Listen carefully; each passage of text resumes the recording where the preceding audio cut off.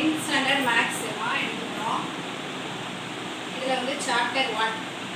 Chapter 1ல் relations and functions பார்க்கணும். என்ன பார்க்க போகிறோம்னா ரிலேஷன்ஸ் அண்ட் ஃபங்க்ஷன்ஸ். அதில் ஃபஸ்ட்டு டாபிக் வந்து ஆர்டர் பேர் பார்க்க போகிறோம். ஆல்ரெடி நம்ம வந்து 9th படிச்சிருக்கோம் செட்டுனா என்ன அப்படின்ட்டு. வெல் டிஃபைன் பண்ண முடிஞ்சது தான் நம்ம வந்து செட்டுன்னு சொல்லியிருக்கோம். அந்த செட்டோட கண்டினியூஷன் தான் ரிலேஷன்ஸ் அண்ட் ஃபங்க்ஷன்ஸ். சரியா? இதை வந்து லேபேனிட்ஸ் அப்படிங்கிறவர் வந்து தான் இதை பற்றி நம்ம அதுக்கு இன்ட்ரடியூஸ் பண்ணியிருப்பார். அவர் வந்து 1646 பர்த். அவர் பிறந்து 1716 இறந்துருப்பார். அவர் வந்து 26 வகையான ஆராய்ச்சிகள் பண்ணியிருக்காரு. இவர் ஒரு ஃபிலாசபர் கூட. ஓகே, அது ஜஸ்ட் இன்ட்ரோடக்ஷன் தான். இப்போ அதில் வந்து ஃபஸ்ட்டு டாபிக் ஆர்டர் பேர் அப்படிங்கிறத நம்ம பார்ப்போம். ஆர்டர் பேர்னால் என்னென்னா, பேர்னால் என்னம்மா ஒரு ஜோடியை தான் நம்ம என்ன சொல்லுவோம் அப்படின்னா ஆர்டர் பேர்னு சொல்லுவோம். சரியா? அந்த ஆர்டர் பேரில் உங்களுக்கு புரிகிற மாதிரி சொல்லணும் அப்படின்னா இதை ரோன்னு சொல்லுவோம், இதை காலம்னு சொல்லுவோம். இப்போ ஃபார் எக்ஸாம்பிள், இப்போது 1, 3, then 2, 4, then 6, 8, 4, 5. இதில் வந்து இதான் பேர்னு சொல்லுவோம், ஒரு ஜோடி அப்படின்னு சொல்லுவோம். இதில் வந்து இப்போது ரோங்கிறது வந்து 1, 3ங்கிறது வந்து சீட்டு. ஃபார் எக்ஸாம்பிள், ஒரு ஆடிட்டோரியம் எடுத்துப்போம். ஆடிட்டோரியத்தில் சேர் வந்து ஆர்டராக தான் இருக்கும் இல்லையா? அந்த ஆடிட்டோரியத்தில் உள்ள சேரில் இப்போ ஒரு ரோ இருக்குது அப்படின்னா அந்த ரோ ஃபஸ்ட்டு ரோவில் 1, 2, 3 தேர்டு சீட்டு. அதே மாதிரி செகண்ட் ரோனா இது செகண்ட் ரோவில் 1, 2, 3 ஃபோர்த்து சீட். ஓகேவா? அதே மாதிரி ஃபார் எக்ஸாம்பிளுக்கு தான் இது. அதே மாதிரி 6th ரோவில் 8th சீட்டு, 4th ரோவில் 5th சீட்டு. இதை தான் என்ன சொல்லுவோம் அப்படின்னா ஆர்டர் பேர் அப்படின்னு சொல்லுவோம். ஃபார் எக்ஸாம்பிள் என்னென்னா, ஆடிட்டோரியம் ஆர் மூவி தேட்டருக்கு போயிருக்கீங்களா, அங்கேயும் அப்படி தான் இருக்கும் இல்லையா? அதை வந்து எக்ஸாம்பிளாக எடுத்துக்கணும். ஓகேவா? நெக்ஸ்ட்டு நம்ம பார்க்க போகிறது வந்து கார்ட்டீசியன் ப்ராடக்ட். கார்ட்டீசியன் ப்ராடக்ட்னா என்னன்னு பார்க்க போகிறோம்.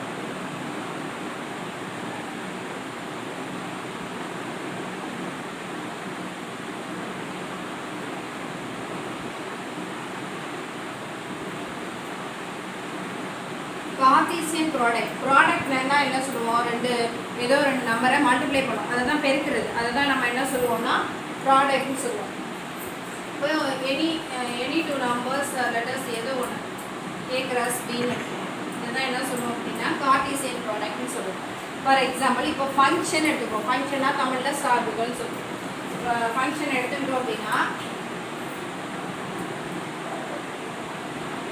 Oval shape எடுத்துக்கோம். ஓகேவா? இதில் இந்த இடத்துல எனி ஃப்ரூட்ஸ் வெஜிடபிள்ஸ் எடுத்துக்கிறேன். இதில் ஃப்ரூட்ஸ் எடுத்துக்கிறேன். சரியா? வெஜிடபிள்ஸ் ஃப்ரூட்ஸ் எடுத்துக்கிறேன். இங்கே வெஜிடபிள்ஸோட ஃபஸ்ட் லெட்டர் போட போகிறேன், அங்கே ஃப்ரூட்ஸோட ஃபஸ்ட் லெட்டர் போட போகிறேன். வெஜிடபிள்ஸ் வந்து இது கேரட்னு எடுத்துக்கிறேன். இது கேரட். அப்போ நான் ஃபஸ்ட் லெட்டர் என்ன போடுறேன்? சி போடுறேன். கேரட்டோட ஃபஸ்ட் லெட்டர் சி. அடுத்தது என்ன பண்ணுறேன்? கேரட்டுக்கு அப்புறம் பிரிஞ்சால் போட போகிறேன். நான் பிரிஞ்சால் போட்டேன். பிரிஞ்சாலோட ஃபர்ஸ்ட் லெட்டர் பி. அடுத்து லேடிஸ் ஃபிங்கர் போட போகிறேன். First letter L. ஓகேவா? அதே மாதிரி இந்த பக்கம் ஃப்ரூட்ஸில் எனி ஃப்ரூட்ஸ் ஏதாவது ஒரு ஃப்ரூட்ஸோட நேம் வந்து எழுத போகிறேன். இப்போ வந்துட்டு ஆப்பிள் ஏ போடுறேன்.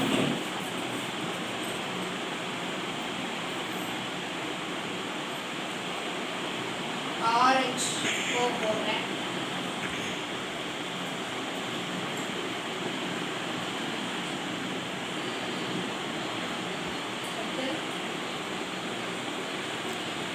சப்போட்டா எஸ் போடுறேன். grapes,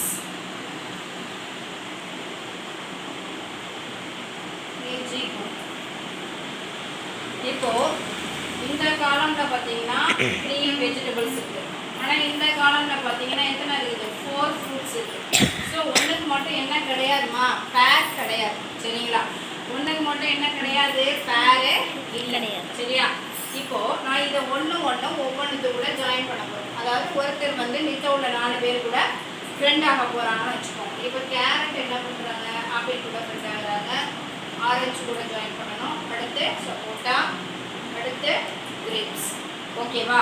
அப்போ ஒரு ஆள் என்ன பண்ணுறாங்கன்னா 4 பேரோட ஃப்ரெண்ட் ஆகணும். அப்போ ஒரு ஆள் எத்தனை பேர்? 1 2 3 4. அதே போல் அடுத்த ஆளும் பிரிஞ்சாலும் அதே ஆப்பிள் கூட ஜாயின் பண்ணுறாங்க. அடுத்து ஆரஞ்சு, அடுத்து சப்போட்டா, அடுத்து கிரேப்ஸ். அடுத்து லேடிஸ் ஃபிங்கரும் என்ன பண்ணுறாங்க? ஆப்பிள், ஆரஞ்சு, சப்போட்டா, கிரேப்ஸ். ஓகேவா? மொத்தம் எத்தனை பேர் நமக்கு கிடைச்சிருச்சுப்பா? 1 2 3 4 5 6 7 8 9 10 11 12. மொத்தம் 12 பேர்ஸ் நமக்கு கிடைச்சிருக்காங்க. 12 பேர்ஸ். ஓகேவா? இப்போ இதை தான் நம்ம இங்கே எழுத போகிறோம். சரியா? கார்ட்டீசியன் ப்ராடக்டில் எழுத போகிறோம். யார் யாரெல்லாம் இருக்கா? C, A, C, A. அடுத்து C, O. அடுத்து C, S. அடுத்து C, G. Next B, A. இது புரியும்னு நினைக்கிறேமா? இது யார் எந்தெந்த வெஜிடபிள் ஃப்ரூட்ஸ் கூட ஜாயின் பண்ணியிருக்கோம் அதை அப்படியே ஜாயின் பண்ணி எடுக்க போகிறோம். அவ்வளோதான். இப்போ C, A, C, O, C, S, C, G. இது எல்லாரும் கூட ஃப்ரெண்ட் ஆகிடுச்சு. அதே மாதிரி B, A, B, O, B, S, B, G. Next அதே போல் L, A, L, O, L, S, L, G. அவ்வளோதான். ஓகேவா? அடுத்து என்ன எழுத போகிறோம்? B, O, B, S, B, G.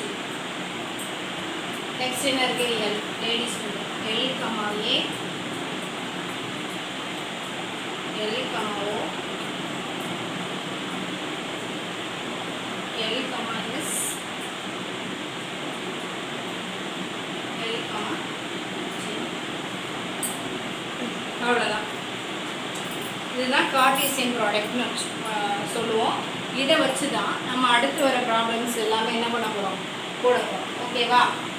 Okay friends, next example சம்ஸ்லாம் போட போகிறோம். இது உங்களுக்கு இந்த வீடியோ ஓகே அப்படின்னா நெக்ஸ்ட்டு வீடியோவில் கண்டினியூ பண்ணுவோம். ஓகேம்மா? தேங்க்யூ. புரிஞ்சிருக்குன்னு நினைக்கிறேன். தேங்க்யூ.